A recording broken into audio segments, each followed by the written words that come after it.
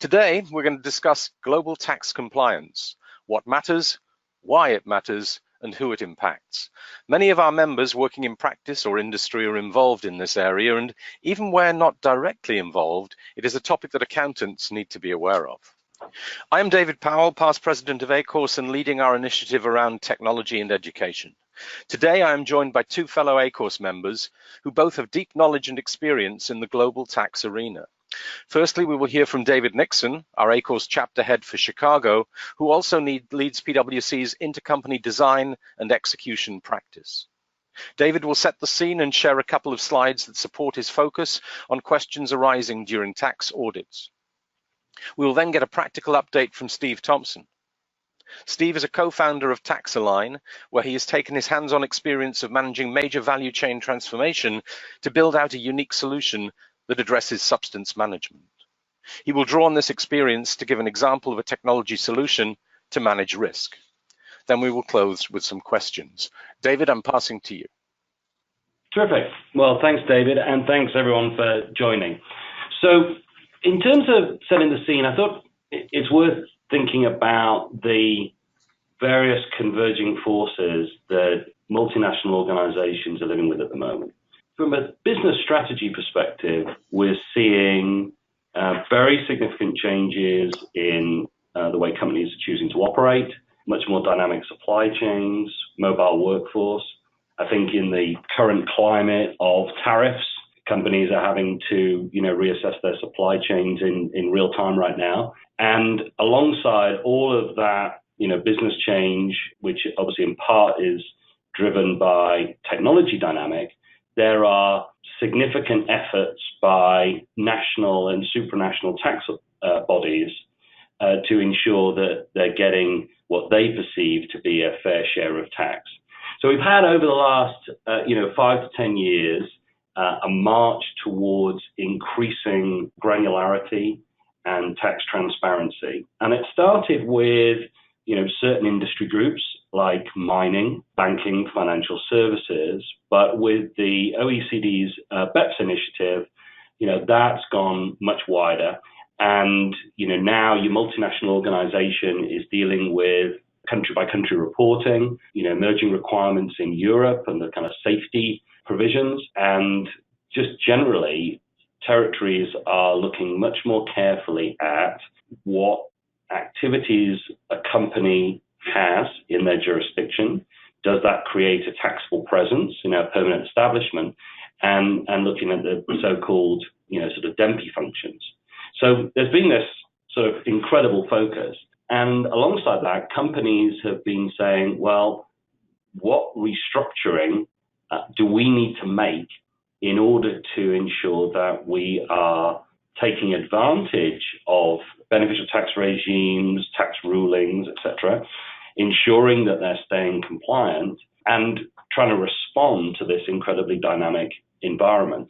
And at a local level, outside the sort of the supranational bodies like the work the OECD has driven, you've got heightened attention on things like income tax and employment tax compliance. So if an organization has a highly mobile workforce that are crossing borders, the customs and immigration people are joining dots together with indirect tax authorities who are joining hands with direct tax bodies and piecing all together. And as a result, companies are having to be very careful to ensure that the way they operate day to day, right down to sort of employee movements and business travelers, is consistent with the policies that they establish and the relevant law and regulation. And as I've kind of highlighted in the middle here, I tend to think of there being really three lenses through which companies have to approach this.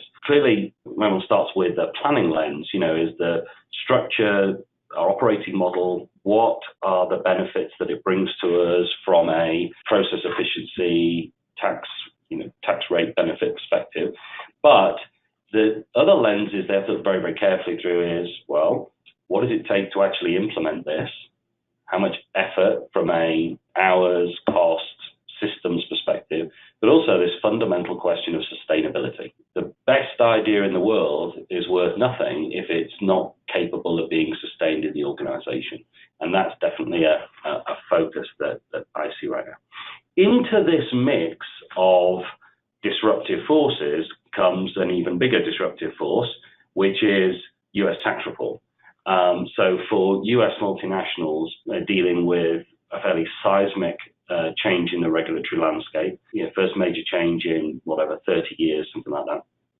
And the nature of US tax reform is causing multinationals, both inbound and outbound, to very carefully reevaluate their supply chain structure. Where do they own IP? How do they finance entities? How do they structure the holding of entities? How do they think about the allocation and charging of corporate expense to those entities? So certainly what I see in practice is companies having to grapple with a huge amount of complexity. And in this sort of complex mix, nothing is more complex than how to implement and sustain it, right? So as hard as it is to weave these things together and come up with an optimal, planning scenario, reporting it and maintaining it is the challenge. So, things that, I've seen in practice around substance that tax authorities ask questions about most commonly. Clearly, number one, people always want to understand how are people's responsibilities, so leaders in the organization throughout the world, how are those responsibilities aligned to the risks that they're actually managing, and how does that align to the company's transfer pricing policy? So is there consistency in that responsibility mismatch? And to the extent that we see tax authorities looking at people's LinkedIn accounts to compare what they say they're doing with what may be happening in practice. Aside from the question of the responsibility that those individuals have, the next question is, well, where are they actually performing that, right? What's the location? And I think this is a really challenging issue right now for companies. It was always challenging, but I would have said maybe 15 years ago, when I was first helping clients think about risk evaluation around functional footprint, we tend to focus on senior leaders. We'd look at directors of legal entities, where are board meetings taking place? With the incredible growth in mobile workforce, business travelers, and what I would say now is, as a trend, we see companies reducing the number of long-term expatriate assignments and increasing the volume of short-term business travelers. So you've got that volume question going on. So business travelers create more challenges around monitoring and maintenance. The other thing that's happening is, I think everyone's just become a lot more understanding of the value that's being created by individuals in the organization who may not have a title board directorship position. Certainly, any business that has a technology component, you may find somebody who's closely aligned to the R&D function, crossing borders, adding value, delivering services to clients. So we're concerned not only with responsibility, we're concerned with location of where that responsibility is being exercised. And then the final thing I would say is that, of course, nothing is static. So the question is, even if I can today create a snapshot of where people are carrying out their activity and where what the specific responsibility is that they hold, the question is, what happens in 3 months when the company acquires something, disposes of something, reconfigures its supply chain? How do you stay current with those changes and drive those operational changes through your model and ensure that you're remaining in line with the relevant law and regulation, which itself is changing? So substance is a huge challenge, and there's, as far as I can see, that there's no way to get around the fact that you need really good process and governance to ensure that you are staying in line with these things. So it's probably a good opportunity to hand over to Steve to pick up from that. Yeah, thank you, David. Morning, everyone. I agree wholeheartedly with David's points. I think substance management, and staying abreast of how you're actually executing is going to be a big topic and a big risk area for companies going forward. I think what you're seeing at the moment is this increase in the regulatory side. It is increasing transparency. That's going to lead to increasing controversy. Once the tax organisations start delving into what's being reported, I think if organisations aren't already thinking or assessing their position, they need to start doing that pretty quickly. From a practical perspective, I kind of look at this as there's kind of three kind of fundamental questions you need to ask yourself when you're looking at that assessment, and this is building on really what David said. One is, okay, does my tax and transfer pricing model actually match my documented operating model? And then maybe a bit more fundamentally, is my documented operating model what really happens in practice? And that is where the rubber hits the road. You need to have a level of granularity and visibility almost in real time to whether that's the case or not. And then the third piece is, can you document at that level of granularity to meet the tax and regulatory requirements, the evidence that you are living that model? One thing I learned through my practical experience is if you cannot document it in the eyes of some of these tax and regulatory authorities, it did not happen. So the documentation piece is key as well. And really, the question that you're asking is not so much a tax question, it's a question on how do you actually operate, and therefore you really need to have operational experience and involvement in that review, in that discussion, in that understanding of what we're actually doing, who's doing what, where, and when. My first piece of advice would be, make sure you have practical operational individuals involved in this assessment. I have seen examples where very sophisticated models have been put together by very experienced tax and value chain transformation consultants, but to David's point, they're not practically feasible, they're not sustainable, because they don't address how the business really runs, and they aren't nimble enough and dynamic enough to change with the business. So, where would you start doing this? Well, I'm maybe oversimplifying things here, but I start with what I call a recipe for substance. And I think these are some of the big ticket items you need to think about when you're carrying out this assessment and understanding of where you really stand in this area. I start with the key drivers. What are the key drivers of the business? Now, that's easier to say than to actually do. As David says, businesses are complex, they're dynamic. The drivers of the business are changing all the time, but you have to be able to identify those. And once you've identified those, really look to what are the decisions that are made to really bring those drivers to life, to drive that value add that effectively leads to the profitability of the organization. What are those decisions? Who takes those decisions? Which individuals? What are the responsibilities? Where are they based? What are the decision forums where those decisions are taken? Because that's a key source of potential evidence to the documentation point. What are the processes that you use to execute those decisions? Who executes them? Where does that happen? This is the level of granularity and detail you need to get to, and you need to construct and gather your evidence against that will allow you to meet the requirements that we'll see going forward. Now, as David said, the key challenge here is that you can document all this, but at the point in time you document it, it's redundant because business is dynamic, it's ever changing, and the pace of change is increasing. So you almost need to try and find a way to create a system that's almost, I would describe it as a living functional analysis.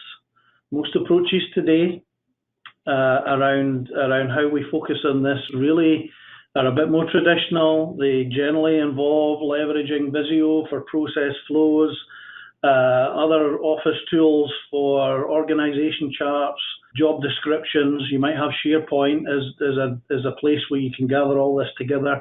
And typically the evidence is very similar to audit sampling. It's done once a year. The gathering exercise is once a year. It's usually at the end of the year. And that's going to create a major risk for organizations, because what you do not want to have is a changing business.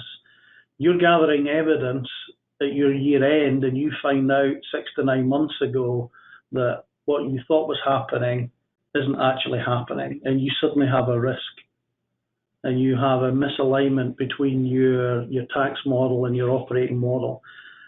Being able to get a system or an approach that gives you an early warning system, that gives you a view of how you're actually living the model is going to be critical going forward. And that was really the challenge that we tried to address with taxAlign. And it was really around how do we create an all-encompassing platform that could be used to manage substance and provide a solution to these challenges. Now, kind of describe something here without placing it on the screen, but the way that we do that is through creating a digital model, effectively, a series of connected frameworks covering drivers, decisions, organizations, locations, legal structure, the processes, the management forums, in a really easily configurable format, in a format where we have a starter set around those frameworks that would allow an organization to quickly identify which are relevant for their organization, which are not. And that connectivity, this multidimensional relationship, is decisions is the key construct in that connectivity. So drivers, the decisions around what are value drivers, the decisions around the processes to execute to those value drivers, the place where those decisions are taken, etc. We use that decision as the key construct again in that connected framework. But what this does, once you've built it, and you can build it very quickly digitally in our solution, is it allows you to quickly create this digital representation of a fairly complex model and create this really rich tapestry on which you can record evidence, such as minutes or workflow approvals or other process execution evidence that you need to be able to satisfy your documentation requirements. So this is a practical suggestion around and solution around how to approach this particular problem. And so I was very interested as you were talking through this tension of how companies have been typically approaching it with a sort of the year-end sampling or the after-the-fact approach. So to me, it feels like real-time monitoring very hard, but it feels to me like this is like near-time. Yes. Right. So it's actually getting closer to the business and operating cycles. The thing I'd be interested to know is, like, from a behavior standpoint, right? A lot of people who are driving business change, it can feel like they prioritize speed over safety, right? So interested is, like, how do you get this kind of near-time monitoring embedded into people's thinking so that they actually say, okay, I need to record this, I need to update something, I need to refer to it, as opposed to what you referred to, which is, I see it in practice, is someone creates an artifact, a Visio or a document, and then it goes in a kind of file location and only ever looked at a little later when someone tests it. So I'd be really interested in your practical experience in the coal face as to how you drive that cultural change. I think that what I found to be effective is to actually make the documentation part of how you actually run the business. So it's not separate, it's part of it. Yeah. So particularly when you think of decision forums, and there's some kind of key decision forums that most organizations will have as part of their management structure. You'll have forecasts, you'll have supply chain reviews, you'll have strategy meetings, you'll have some sort of maybe monthly, quarterly review, etc., where you'll have, like I say, an environment where some of these key decisions and activities are going to take place. And really, what I would find most effective, and certainly what I've seen as being practical, is you don't create a separate documentation or activity to meet the tax requirement. You actually use, most of these meetings will have minutes. Most of these meetings will be using the organization will be using some sort of system to record that. So leverage that, or provide a platform that can be leveraged by the organization. I mean, effectively, what we're talking about here is an operating model and system for the business. And if you can have the business using this to run their business, you can meet the tax requirements without having to create something in parallel and separate. That helps that change management challenge that you're really bringing up and discussing. So make it as relevant to how the day-to-day activity is actually run and executed as possible. Give the organization a tool that they can use from an operational perspective to help them run the business, that you can then also leverage to gather, like I say, some of this evidence point. That's a really interesting parallel, Steve, because so a lot of the work I do is how these supply chain structures get reflected in financial processing systems. So how is SAP or Oracle being configured? How are the processes that go on between local controllership and global controllership aligned to this? And the thing that, a story that, I keep referring back to is, and this is a number of years ago, I met with two companies in a similar industry sector, well, actually same industry sector, within a week of each other. And the first group said to me they'd gone through a very significant tax audit, and one of the challenges that had come to light was that there was a mismatch between tax's understanding of what was in the cost centers, how cost centers were being used, and what was actually being done in the field by the controllership group. So, clearly an upstream challenge and failure in finance that tax was having to live with as a consequence. So I asked, well, what's your solution to this? And they said, well, it's been such a high-profile issue. CFO is allocating additional budget, and we're going to have some more people in tax flying around the world doing operational reviews of cost center use. Mm-hmm. And the same week, I met with someone else in the industry, and I just out of interest, how do you tackle this? And he said, oh, no, we created a taxonomy of descriptions around cost centers. So we grouped them into a taxonomy that tax came up with. And then we made the certification by controllers as to that the titles remain current as part of quarterly SOX sign-off. Mm-hmm. What I was seeing in practice was one company who said, we're going to try and do this by brute force, just fly around and have this as a separate process. The most successful organization was the one who embedded it into something that the controllers already had to do and live with.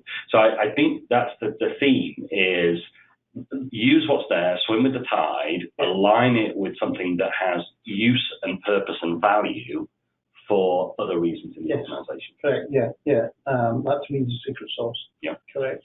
If I was to describe the perfect model, and it really gets back to that point around how you can create a living model. It is based upon having something that effectively is leveraged as part of the organization and the running of the organization, as opposed to something that is separate, that's run in parallel from a tax and a substance management perspective. Now, the kind of features that I think you'll start to see in packages and solutions going forward are things that they give you an early warning, they give you an early indication of where you're maybe getting off track, where you have to go and maybe course correct around your model. I think those will involve analytics. I think there'll be packaged analytic solutions to manage and improve your system and to provide that indication of where you have a gap. I think leveraging connected organizational process framework, showing who does what, where and when is important to make it effective. I think it has to be something that's actually used by the organization and is gathering the information as close to real time as it happens. I describe that as a living functional analysis. It's always live, it's always current, it's always visible, and it provides confidence in your substance position. If you're a chief tax officer or a CFO sitting in the US and you have manufacturing operations in Europe or South America or Asia, how do you have confidence that you are meeting the requirements from a substance perspective and that this is not going to create a nasty surprise for you at your year-end around SOX and from a tax perspective? I think the elements that make up that solution rely heavily on a performance management platform that is used by the business, that that the business uses to streamline direction setting, to document issues and actions, and support the correct execution of your model. I like to say, build that into the operational toolkit, and then the change management issues around the use are resolved. And what you're seeing here is some of the examples that we have in our tax line model of that type of representation, where effectively you have the living model up on the top left-hand corner there that highlights what's happening where in different locations, what are the processes that are being executed, and then you can drill into who executes those.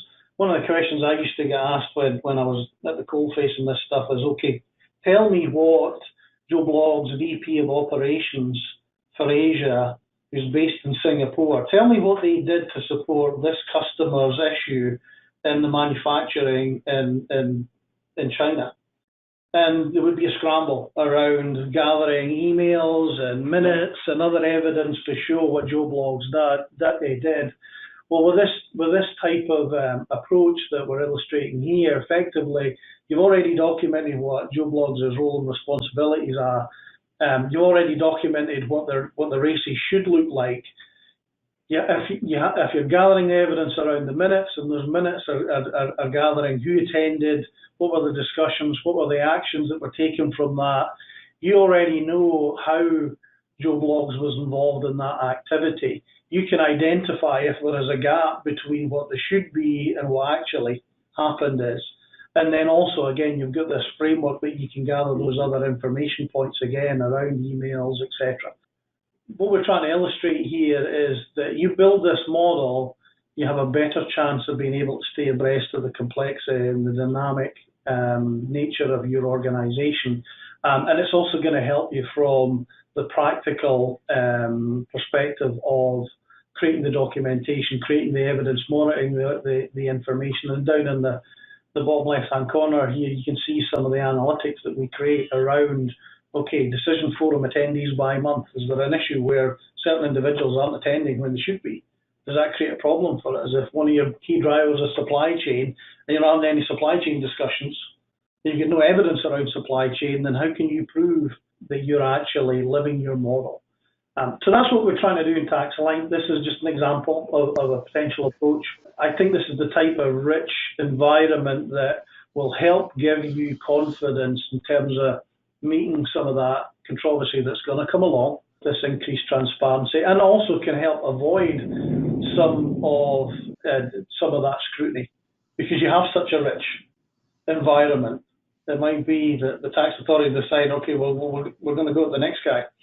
To your point, Steve, is organizations have, well, should have, or are investing in heavily in the tools to ensure quantitative analysis of what's happening in the supply chain is well understood. I mean, huge developments in financial analytics. What we're really talking about here, and when I'm sort of looking at the screen, is it's the qualitative stuff, right? So when you talk about, like, what did you actually do in the job, and who really influenced this, and how did you create value? And what we're really talking about is trying to bring the same discipline and granularity and systematized sort of capturing of qualitative evidence. And I'm totally with you. When I gather this stuff, in the face of the tax audit, it's a fire drill, it's a scramble, and really, really challenging. So the more that companies can proactively approach this, the better. Yeah, I agree. Our focus is the qualitative. I think it supports the quantitative piece, but the qualitative piece is where the rubber really hits the road. It's the types of questions that you're going to get asked to respond to. Yeah, that's right. Although I heard recently from a CFO, he said, you know what, there are challenges when the rubber meets the road. He said the real difficulty is where the rubber meets the sky. Because he said, like, the sky is where these great planning concepts come from, right? And the question is, like, how on earth do you connect the two, right? And it's that bridge between the two, which is really what we're talking about here. So David and Stephen, thank you. I've got a couple of questions if we got a moment before we wrap. So David, first question, it's for both of you, but you've both with different perspectives. But David, what's the cost of implementing a practical solution, or rather the cost of not implementing a practical solution? There's a couple of different things. So I think when it comes to the focus of tax authorities and the scrutiny they have on these structures, even if you are operating things in line with policy, but you don't have the evidence, there is, as Steve highlighted, there's just a significant amount of document creation and angst and, frankly, diversion. So, when these things come in, you don't control the timing. And when they come in, you've got to take a bunch of people offline. You've got to spend a bunch of money, usually with some external consultants, to kind of help you, pull this together. So there's a financial cost just with responding to this, irrespective of whether there's even a financial exposure. And then, of course, the reason you will have been selected is because somebody thinks there's some sort of financial exposure to go after. So there's that cost. But I would say that there are broader costs. One is when these type of challenges come in and organizations struggle to defend them, well, it does tend to sour various stakeholders' perspectives on the value of doing these kind of planning exercises, right? Everyone's got like a bad news story. Well, we did this thing, but then it fell apart because we couldn't do it. And then what it does is it impairs your ability to do things in the future. Many years ago, a client of mine who had tried to put in place, very well thought through structure for their supply chain, ran into some problems with execution. And I remember the chief controller in a very public meeting sort of berating tax and saying, why did you bring something that was so complex for us to manage? And there was a sort of credibility challenge around it. So I think the costs are high, not only in terms of tax risk, costs of managing tax risk, but also reputational and lack of sort of strategic focus. That's the reason why you want to stay ahead of this. Steve? Excellent. Stephen, do you have anything to add? If you have an approach that is attempting to do the right thing here and to make sure you stay abreast of this and make sure you have that documentation and you're gathering the evidence, etc. If you go the more traditional route, there are costs involved in that as well. I would say that the tool sets that are available in the marketplace at the moment or that are generally applied around Microsoft Office tool sets, etc., create an awful lot of admin. They almost create additional departments effectively that have to monitor and manage this. I've certainly seen examples where entire departments have been created to effectively in parallel go and monitor all of this activity and also have a bit of a big stick around driving the organization to adhere to that duplicative recording of the activity in the organization. So there's certainly an administrative burden to it. To do it right, there's an administrative burden using the sorts of tool sets that typically are applied in this space. And to have a plug here, that's part of the reason why we created the software that we did. So we have this all-encompassing platform that can be used to help run the business effectively, but at the same time as creating this really rich tapestry of evidence around who's doing what, where and when. Okay, Steve, that makes sense. And one thing I've been involved in for many years now, and everybody talks around more and more, is digitization of finance, right? And that plays a lot into what I'm hearing you talk about here, is having the right digital records available, and even taking records that may not be electronic in the first place, such as maybe manual minutes from meetings, and putting them in a place where you can actually go back and retrieve them quickly. So a question for you, Steve, what sort of IT involvement is needed, or is this just something that a CFO or tax department can run on their own? But certainly our solution is something that could be run, we've envisioned this to be run by the folks that are actually in the meeting, in the event. So effectively they open this up like they would open this up effectively, this platform up, and directly input straight into, say, a minutes template. Your administrator would effectively have the ability to make changes to that organizational framework. If someone's job responsibilities change, it's a very simple thing to update those changes within the model. Like you say, we'll create these kind of pre-packaged frameworks that give people lists of different options to choose depending on what the nature of the business is and what the circumstances are in that business. And we use an APQC framework around the process flows piece to help assist in that. So this doesn't involve IT. Typically, to set up a fairly complex division or region, we've seen it maybe taking a week for us to be able to create that platform for clients. David, expanding that out a little, I'm hearing Steve saying that, hey, this is something that the CFO or tax department could pick up and run with. But from your perspective, David, who do you see are the overall stakeholders that need to be involved in a project like this? Is it just the tax department and CFO, or is it wider? There are very good reasons why companies create functional silos, because you've got to break the challenge of the multinational organization up, and whether that's functional, divisional, or matrix. The problem is, however you do it, you run this risk of creating isolated behaviors. Take research and development. A key goal for any complex R&D company is making sure there's no duplication and making sure that there's sort of consistency between what's going on. And I would have said this is one of these areas where you really need company-wide governance. So we'd say for the organizations who are able to sustain these processes, what they've done is not a project that's just sanctioned or sponsored by one group. Actually, right from the start, you've got buy-in across the different functional groups, in the sense that there are global process owners across the whole thing. But understand where Steve's coming from is, this type of, like, the technology and the implementation can be rapidly deployed, because ultimately somebody's got to sponsor that. But ultimately, the people who are going to maintain this information, it's the operations, it's the supply chain. It's not people in tax. It's actually people who run the business, which is why I think the link to their performance measurement, their decision making. Yes. So ultimately, I think it's the bridge between getting a tool into a business and then there's making it work and making it a living, breathing document.